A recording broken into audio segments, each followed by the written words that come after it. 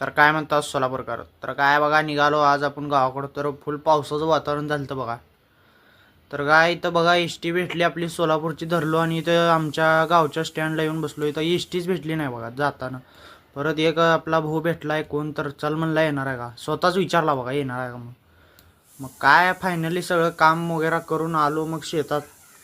आणि आलं की आपल्या इथं जरा कामं होते शेतात. हे पाईप वगैरे आत ठेवायची होती, बाहेरच राहिलेले. काय मग ठेवलो बघा. आणि गेलो जरा विहिरीवर. विहिरीवर जरा ऑटो बंद करायचं होतं मोटरचं. मग बंद केलो आणि काय निघालो बघा सोलापूरला.